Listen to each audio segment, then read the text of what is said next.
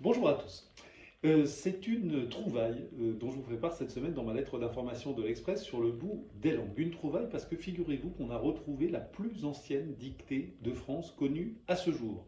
Elle a été publiée en 1821 par un certain Desgranges dans un livre dont je vous montre le facsimilé de l'original, qui était titré ainsi Petit dictionnaire du peuple à l'usage des 4/5e de la France et qui vient d'être réédité dans un beau livre aux éditions Corsair, Petit dictionnaire du peuple. Mais alors, ce qui est formidable, c'est déjà de comprendre je vous ai dit le titre, il faut connaître le sous-titre, ça va donner un petit peu une idée du ton de ce livre. Sous-titre: aperçu comique et critique des trivialités, balourdises, mots tronqués et expressions vicieuses des gens de Paris et des provinces. Blanc.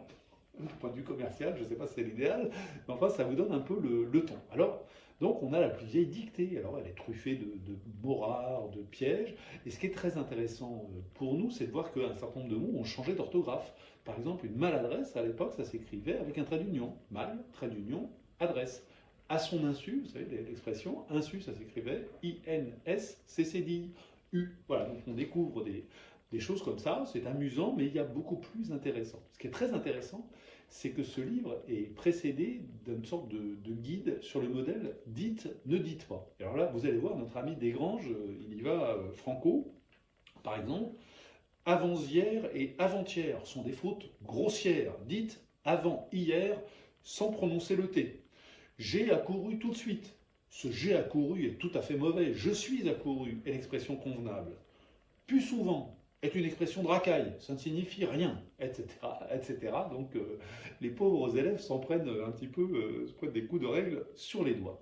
Alors, il y a le ton, il y a le style, mais ce qui est intéressant, c'est, encore une fois, je vous redonne le titre. Petit dictionnaire à l'usage du peuple des 4/5e de la France. Ça veut dire quoi?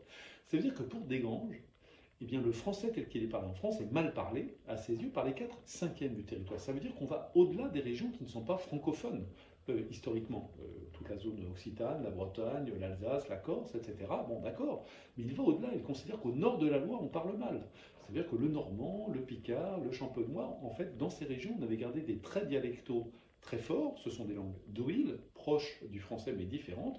Et évidemment, à cette époque, ces langues étaient encore pratiquées et elles influaient le français tel qu'il était parlé. Aux yeux de Desgranges, c'est une abomination. Mais alors lui, il va encore plus loin puisqu'il considère que le français est parlé mal, y compris à Paris, dans la capitale, qui pour lui devrait être le modèle. Et il découvre horrifié que ça n'est pas le cas. Pourquoi ça n'est pas le cas? Parce que même dans une ville comme Paris, il y a plusieurs Français, évidemment.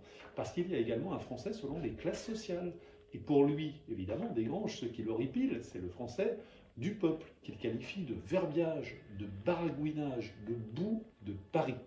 Et il dit par exemple, il ne faut pas dire gober, il faut dire être dupe. Bon, vous voyez, évidemment, ce qui est intéressant dans ce livre, c'est que ça nous conduit à nous interroger sur qui fixe la norme du bon français. Pourquoi parmi toutes les variations de français dont nous disposons, pourquoi une seule sera la bonne manière? Et surtout, qui a le pouvoir de dire laquelle est la bonne? La réponse, elle est assez simple. Évidemment, c'est ceux qui ont le pouvoir, qui disent bah, de toutes les manières de parler le français, la mienne c'est la bonne et c'est à vous de vous adapter. Et donc à l'époque de Desgranges, 1821, on est sous la Restauration, bah, pour lui le modèle c'est l'Académie française. Et quel français privilégie l'Académie française? Bah, celle des privilégiés, justement, en gros l'aristocratie et la très haute bourgeoisie. Et c'est ce qui faisait dire à Anna Ray, vous savez, le patron des éditions Robert, il disait politiquement, la Révolution et la République, elles ont prétendu donner la parole au peuple. Eh bien, linguistiquement, elles l'ont donné à la bourgeoisie.